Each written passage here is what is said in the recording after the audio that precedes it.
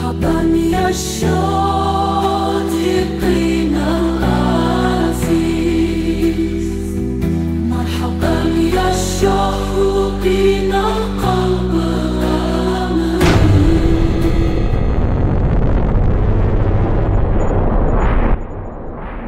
Assalamualaikum warahmatullahi wabarakatuh. Marhaban ya Syodikinal Aziz. Selamat datang wahai sahabat yang dirahmati Allah. Yang sudah like dan subscribe saya ucapkan terima kasih, dan saya doakan semoga masuk surga. Sebelum menyimak kisah lengkapnya, saya sarankan untuk menulis sholawat kepada Nabi. Allahumma sholli ala Sayyidina Muhammad, wa ala ali Sayyidina Muhammad. Semoga sholawat kita menjadi penolong kita kelak di padang mahsyar. Arimbi, wanita muda berhijab syari yang taat beribadah, menaiki pesawat menuju Italia dengan harapan dapat mengubah nasib keluarga di kampung halamannya. Sementara suasana kabin terasa ramai oleh penumpang dari berbagai negara. Ia membawa tas sederhana yang berisi beberapa pakaian, mushaf Al-Quran, dan peralatan pribadi, lalu menatanya dengan rapi di kabin atas sebelum duduk di kursinya. Seorang pramugari menegurnya dengan sopan agar ia menyalakan sabuk pengaman karena pesawat bersiap untuk lepas landas, sementara penumpang lain tampak asyik berbincang atau membaca koran. Kapten pesawat mengumumkan bahwa penerbangan akan memakan waktu beberapa jam, dan Arimbi mendengar pengumuman tersebut dengan penuh perhatian tanpa menimbulkan kecurigaan siapapun. Saat pesawat mulai menembus awan, Arimbi berdoa dalam hati agar Allah memudahkannya dalam perjalanan panjang itu, dan ia menghela napas pelan karena ini adalah pertama kalinya ia terbang ke luar negeri. Seorang pria asing di kursi sebelahnya sekilas memandang penampilan Arimbi yang berhijab, lalu mengalihkannya dengan senyuman singkat tanpa menegur secara langsung. Di barisan kursi yang lain, seorang wanita terlihat menggenggam tasnya erat karena takut akan turbulensi, sedangkan penumpang lain terlihat sibuk dengan gawai masing-masing. Sepintas, terdengar gumaman kecil dari beberapa orang yang penasaran dengan penampilan Arimbi yang berbeda, namun mereka belum menuduh apapun pada saat itu. Layar informasi penerbangan menampilkan rute perjalanan yang melewati beberapa negara Eropa, dan Arimbi menyempatkan diri membaca basmalah sebelum memejamkan mata sejenak. Suasana penerbangan di babak awal ini masih terasa damai, meski tanda-tanda ketegangan tersembunyi mulai muncul di tengah percakapan beberapa penumpang yang memandang Arimbi dengan tatapan skeptis. Saat pesawat sudah stabil di ketinggian, seorang penumpang bernama Andrea mulai berbisik kepada orang di sebelahnya, sambil menunjuk ke arah Arimbi dengan gerakan rahasia. Andrea menyampaikan kecurigaan bahwa Arimbi mungkin membawa benda mencurigakan di tasnya, dan ia secara provokatif menambahkan bahwa hijab syari bisa dijadikan penyamaran bagi pelaku terorisme. Bisikan Andrea membuat penumpang di sekitarnya menjadi waspada, lalu beberapa dari mereka mulai melirik ke arah Arimbi dengan perasaan tidak nyaman. Seorang ibu yang duduk di belakang Arimbi terlihat gelisah sambil memeluk anaknya erat, seakan-akan sedang menghindari bahaya yang belum terbukti keberadaannya.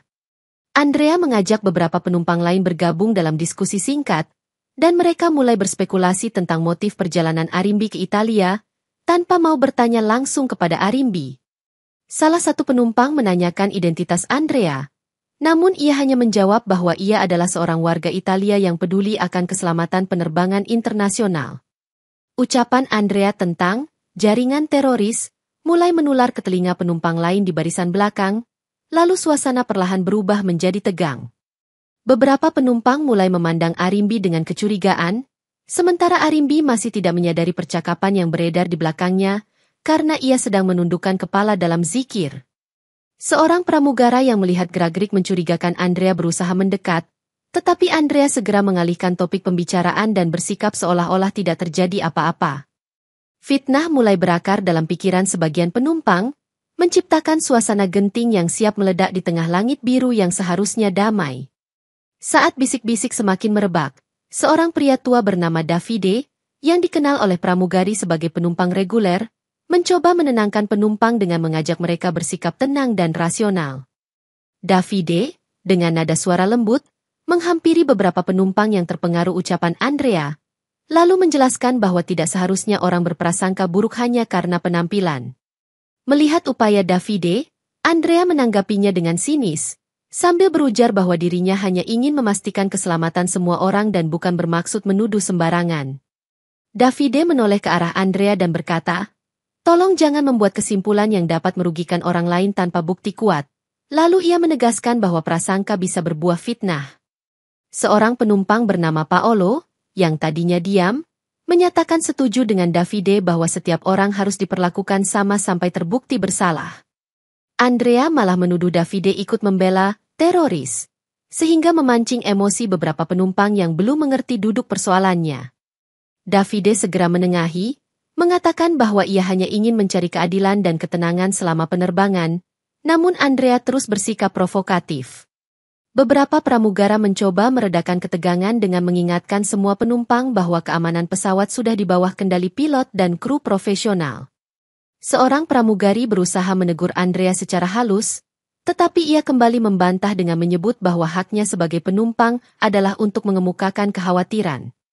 Situasi mulai menghangat di antara kubu yang mendukung Davide dan kelompok yang termakan provokasi Andrea, meski belum terjadi tindakan kasar secara fisik.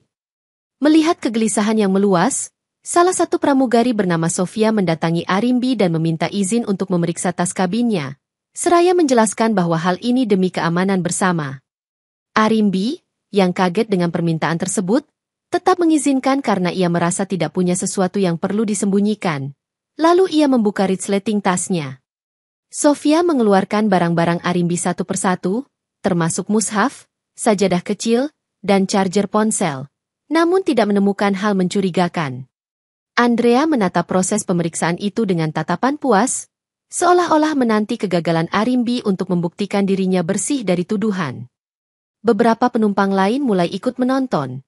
Beberapa di antara mereka terlihat kasihan pada Arimbi karena barang-barangnya diperiksa di depan umum.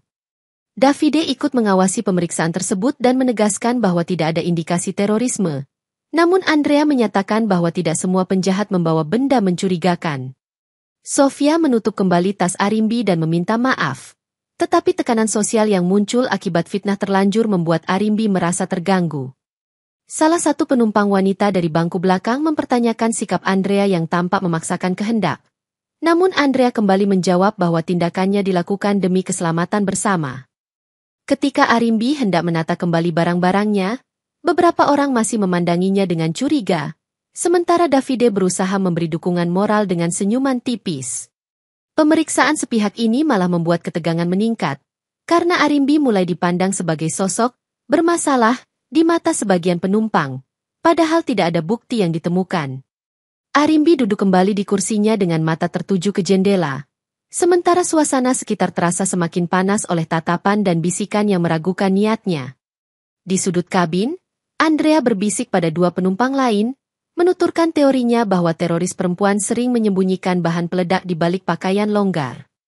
Salah seorang pramugari berusaha menenangkan penumpang yang khawatir dengan mengatakan bahwa sejauh ini tidak ada tanda bahaya nyata, namun tidak semua orang dapat diyakinkan. Davide mendekat ke kursi Arimbi, berucap lirih, "Semoga Anda tetap sabar, Nona," sambil berusaha memberi isyarat dukungan meski situasi tampak pelik. Arimbi membalas dengan anggukan kecil, kemudian menutup wajahnya sebentar dengan telapak tangan, berharap situasi akan segera membaik. Beberapa menit kemudian, kapten pesawat memberikan pengumuman tentang cuaca yang baik, tetapi ketegangan di antara penumpang tetap sulit reda karena rumor yang terus bergulir. Andrea berbicara kepada seorang pramugari laki-laki, menyarankan agar Arimbi dibawa ke bagian belakang kabin untuk diinterogasi lebih lanjut, seolah-olah ia memiliki wewenang lebih. Pramugari tersebut menolak dengan sopan karena tidak ada prosedur resmi yang mengharuskan hal tersebut tanpa alasan konkret. Namun Andrea bersikeras dengan nada tinggi. Penumpang yang lain semakin gelisah. Beberapa bahkan saling bertukar pandang, menunggu keputusan kru pesawat yang kelihatannya juga bimbang. Di tengah tekanan sosial yang berat, Arimbi mulai menguatkan dirinya dengan berdoa dalam hati, walaupun ia tak bersuara, dan berharap fitnah ini segera terungkap kebenarannya. Pada saat keadaan tampak mereda, Andrea diam-diam menghubungi petugas darat melalui sambungan khusus yang seharusnya hanya digunakan untuk keadaan darurat, menyampaikan laporan adanya ancaman terorisme di pesawat. Ia menyebutkan bahwa seorang wanita berhijab membawa potensi bahaya, dan laporan itu ditanggapi serius oleh petugas bandara yang menerima panggilan. Andrea melebih-lebihkan cerita dengan menggambarkan gerak-gerik mencurigakan Arimbi yang sebenarnya tidak pernah ia saksikan sendiri, sambil menyertakan detail palsu. Petugas darat menginformasikan hal ini kepada pihak berwajib setempat, yang segera berkoordinasi dengan menara pengawas penerbangan untuk memantau kondisi pesawat. Sementara itu, pramugari dan kru pesawat belum mengetahui tindakan Andrea, karena ia menggunakan jalur telepon internal yang ditemukan secara ilegal. Andrea merasa puas karena rencana fitnahnya mulai bergerak menuju tujuan yang diinginkan, dan ia tetap bersikap santai di depan penumpang lain. Davide mulai curiga dengan tingkah laku Andrea yang terlihat sibuk mengoperasikan gawai pribadinya dalam posisi yang agak tersembunyi di dekat pintu darurat. Ketika Davide menghampiri untuk menanyakan apa yang dilakukan, Andrea menutup telepon dengan cepat dan beralasan bahwa ia hanya memeriksa email pekerjaan. Davide meminta Andrea berhenti menyebarkan isu berbahaya. Namun Andrea hanya menatapnya dengan dingin, lalu berujar bahwa kebenaran akan segera terbukti. Intrik yang disusun Andrea mulai memicu pergerakan di darat. Sementara di atas pesawat, ketegangan internal terus meningkat dan menunggu saatnya meledak. Kapten pesawat menerima panggilan dari otoritas darat yang menanyakan soal ancaman teroris, dan kapten pun terkejut karena tidak ada laporan resmi dari kru kabin. Ketika ditanya, pramugari dan pramugara yang bertugas mengaku hanya melakukan pemeriksaan barang bawaan Arimbi tanpa menemukan indikasi apapun. Kapten mulai merasakan ketidakwajaran. Lalu ia memanggil ketua kru kabin untuk membahas isu tersebut dan meminta penjelasan detail tentang apa yang terjadi. Andrea menyelinap mendekati rapat singkat itu, memberikan argumennya bahwa ia adalah seorang warga Italia yang peka terhadap ancaman terorisme global, dan ia mengaku telah berbicara dengan pramugari. Ketua kru kabin mempertanyakan alasan Andrea menghubungi petugas darat tanpa sepengetahuan awak pesawat. Namun Andrea berkelit dengan dalih keadaan darurat. Di barisan kursi depan, Davide mencoba menenangkan para penumpang yang semakin resah, meski beberapa di antaranya memandang Arimbi dengan tatapan ketidakpercayaan. Seorang pramugara menenangkan Arimbi, meminta ia untuk bersabar dan menunggu keputusan kapten yang tengah menilai situasi yang ada.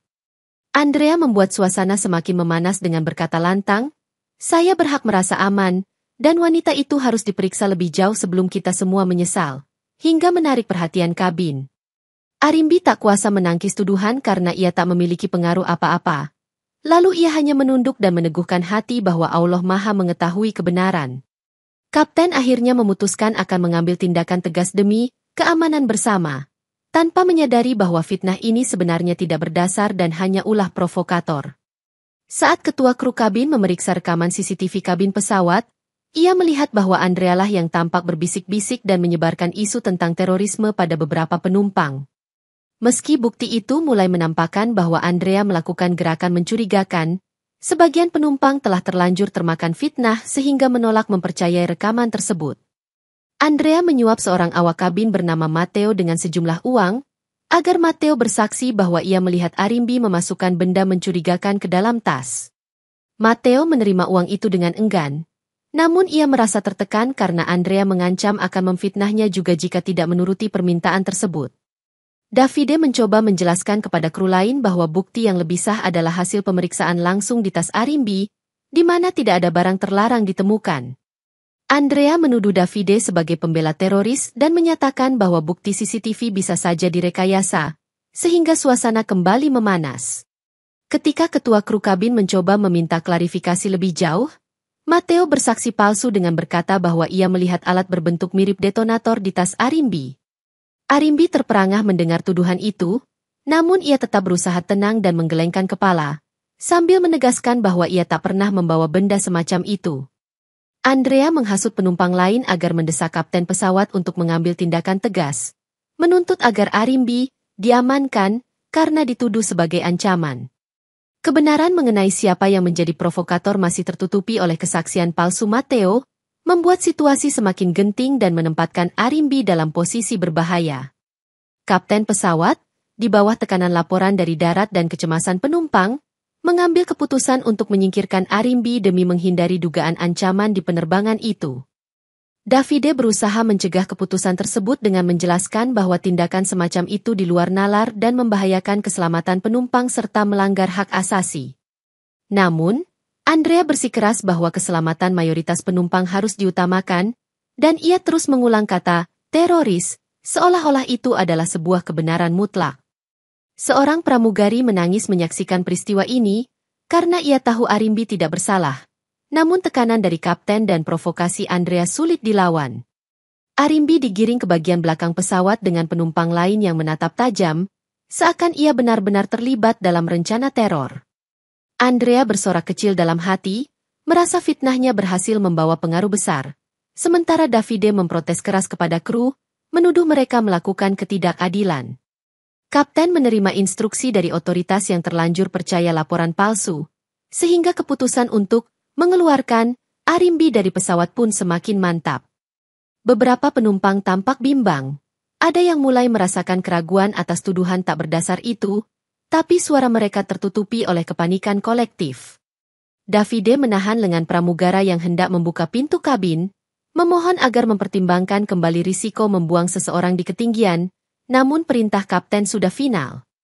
Dengan hati teriris, Arimbi dibawa menuju pintu pesawat yang terbuka, sementara suara mesin pesawat bergemuruh keras di telinganya, menandakan keputusan tragis akan segera dieksekusi. Pintu pesawat terbuka di tengah ketinggian ribuan kaki, lalu Arimbi didorong oleh petugas yang tunduk pada perintah kapten, membuat jeritan penumpang lainnya menggema di kabin. Andrea menyaksikan pemandangan itu dengan ekspresi dingin, seakan-akan ia baru saja menyelesaikan misi menyingkirkan sebuah ancaman besar. Davide memekik tak percaya sambil berusaha menggapai tangan Arimbi. Namun terlambat karena tubuh Arimbi telah melayang keluar kabin dengan kecepatan luar biasa. Di luar pesawat, hempasan angin menampar wajah Arimbi yang tak berdaya, sementara seluruh tubuhnya terjatuh bebas menuju permukaan bumi. Segenap penumpang lain terdiam dalam kengerian, sebagian mulai menangis, sebagian lagi ternganga tak tahu apa yang harus dilakukan. Andrea bertanya sarkastis, apakah kita semua merasa lebih aman sekarang? Namun beberapa penumpang justru memandangnya dengan ketakutan yang lebih besar. Kapten pesawat tampak terguncang oleh tindakannya sendiri, mulai menyadari konsekuensi moral dari mematuhi fitnah tanpa bukti. Di tengah teriakan takbir yang keluar spontan dari mulut Arimbi, tiba-tiba angin berubah arah dan seakan menahan laju jatuhnya, memberikan secercah harapan meski terkesan mustahil. Sebuah kejadian ajaib berlangsung di mana tubuh Arimbi seperti diselimuti hembusan udara lembut, mengurangi kecepatan jatuhnya secara signifikan. Keajaiban tersebut membuat Arimbi perlahan mendarat di sebuah ladang hijau jauh di bawah sana, dalam keadaan hidup dan tak terluka parah, sehingga menggemparkan orang-orang yang melihatnya. Seorang petani Italia bernama Giovanni, yang kebetulan berada di ladang itu, terperanjat melihat seorang perempuan berjilbab terbaring di rerumputan dengan nafas terengah-engah namun masih hidup. Giovanni, yang ternyata seorang mualaf, segera berlari menghampiri Arimbi dan memeriksa denyut nadi serta kondisinya. Lalu ia mengucap syukur mendapati Arimbi masih sadar. Arimbi mencoba bergerak, namun ia masih syok akibat kejadian barusan. Lalu Giovanni mengangkatnya perlahan dan membawanya ke gubuk kecil di pinggir ladang. Giovanni menyeduhkan air hangat dan memberikan selimut tipis, seraya berkata, Allah benar-benar maha kuasa, apa yang menimpa Anda adalah bukti kebesarannya. Arimbi berusaha mengucap terima kasih, tapi suaranya bergetar.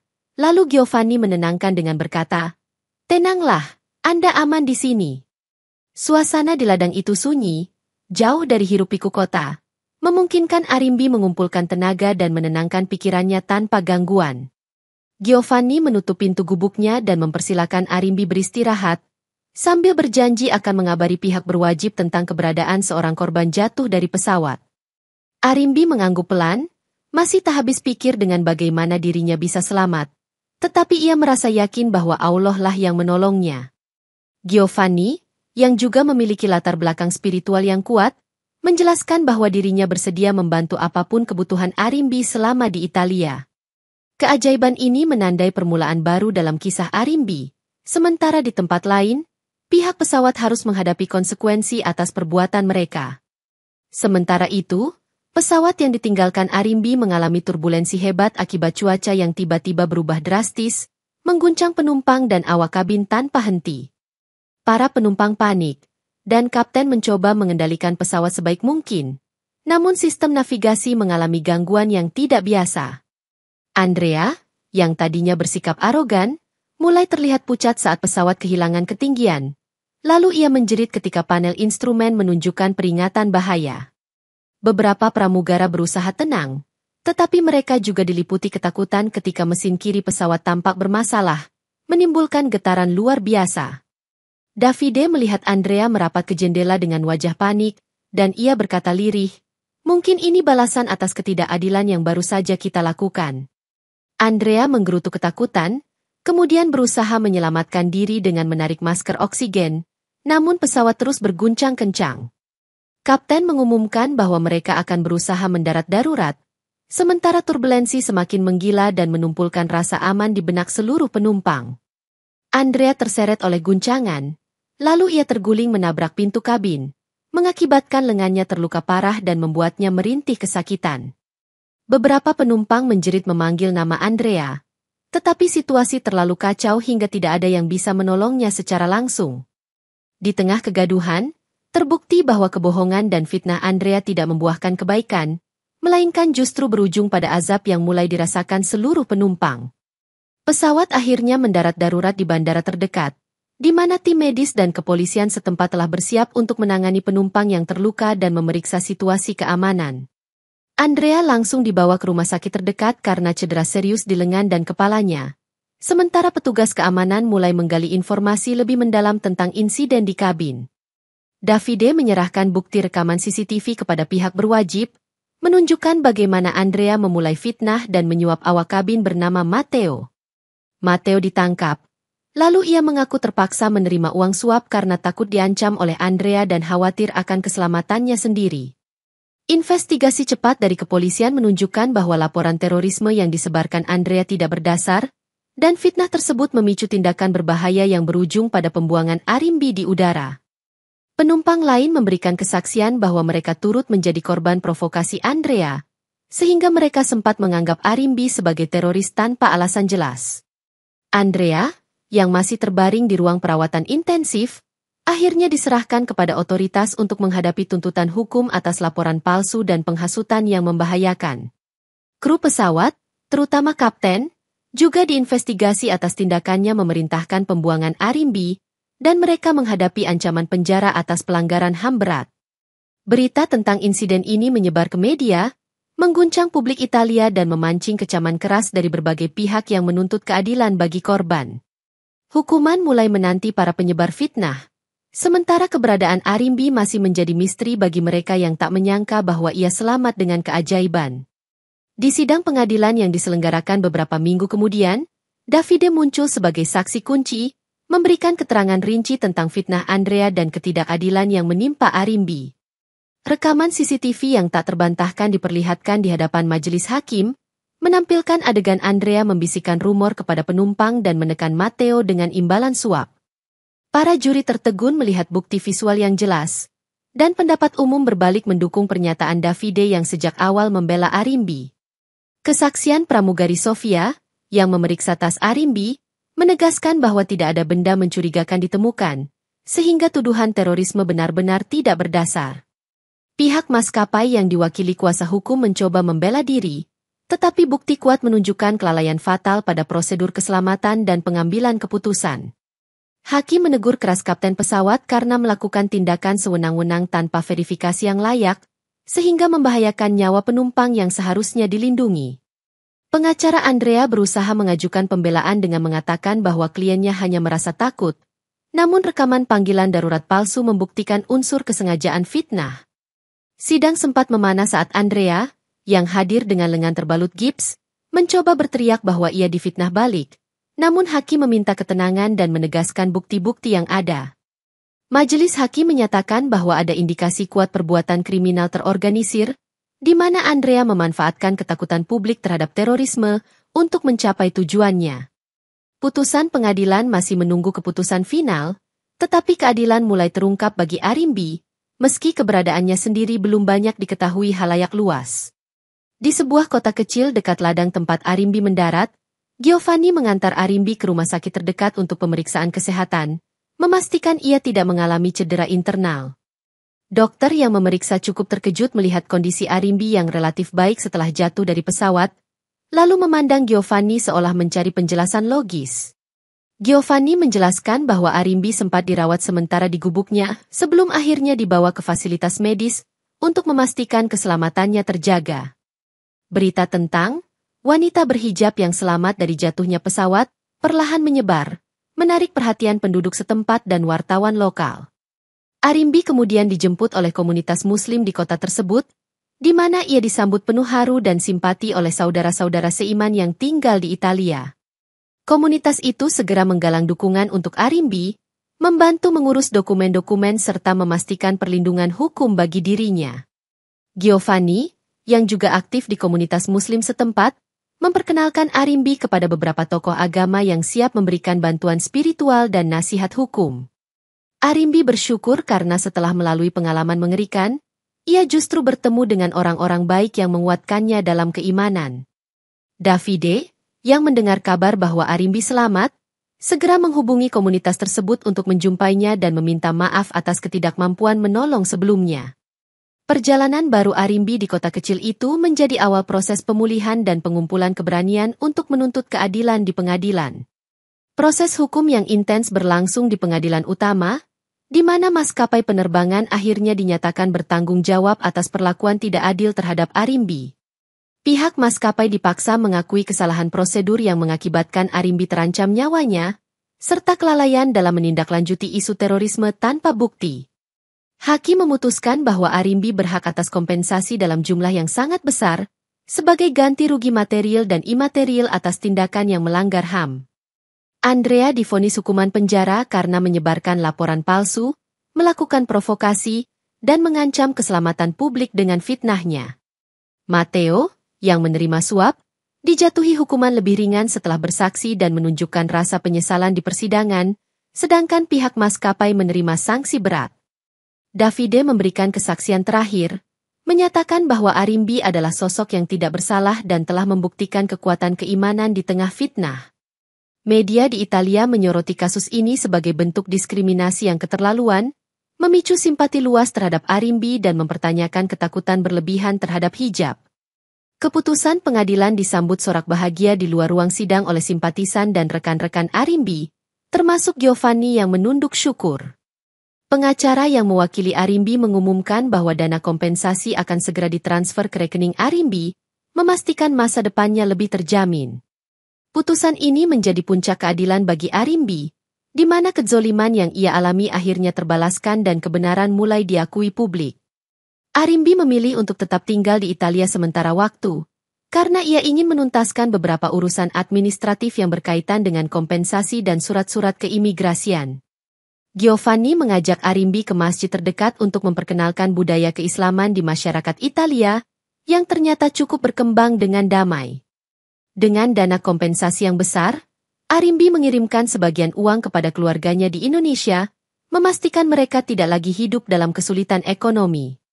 Ia juga merencanakan untuk membangun sebuah lembaga sosial di kampung halamannya, dengan tujuan membantu pekerja migran yang kerap menghadapi diskriminasi.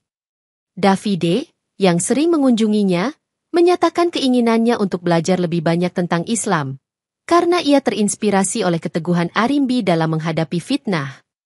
Arimbi mengajak Davide berdiskusi dengan imam masjid setempat, sehingga Davide dapat memahami ajaran Islam yang mengedepankan kedamaian dan keadilan.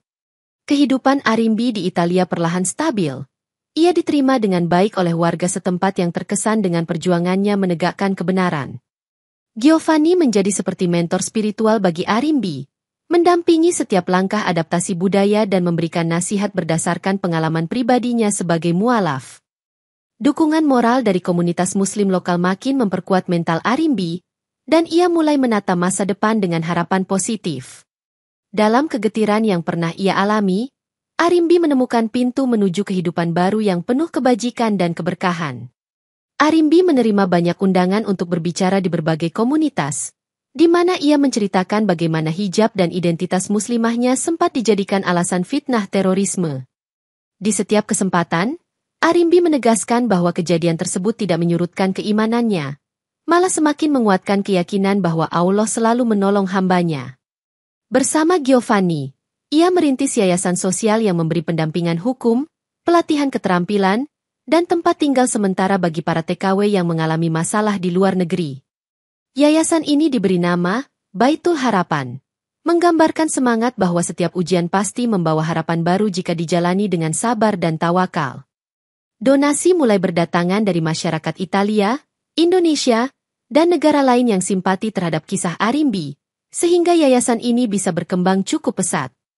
Davide, yang turut bergabung sebagai relawan, membantu mempertemukan yayasan dengan lembaga-lembaga sosial lain yang memiliki visi serupa. Arimbi menekankan pentingnya menjalin komunikasi baik dengan pihak kedutaan dan pemerintah setempat, agar kasus serupa tidak terulang lagi pada pekerja migran muslimah. Di sela-sela kegiatannya, Arimbi terkadang diundang menjadi pembicara di acara antaragama, di mana ia berbagi pengalaman mengatasi prasangka dan diskriminasi. Berbagai kalangan menilai kisah Arimbi sebagai bukti bahwa kebaikan dapat lahir dari fitnah yang paling keji, selama ada keteguhan iman dan bantuan dari orang-orang peduli.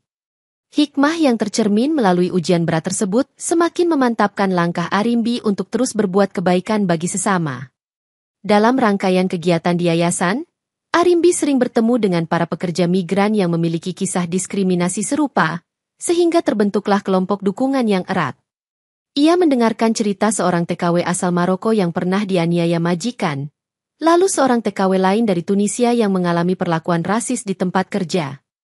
Arimbi, dengan bantuan Giovanni dan Davide, mengoordinasi program pelatihan bahasa, keterampilan rumah tangga, dan penyuluhan hukum bagi para pekerja migran tersebut. Beberapa tokoh agama di Italia juga tertarik untuk bekerja sama, sehingga diadakan forum dialog antaragama guna membangun pemahaman dan empati lintas keyakinan.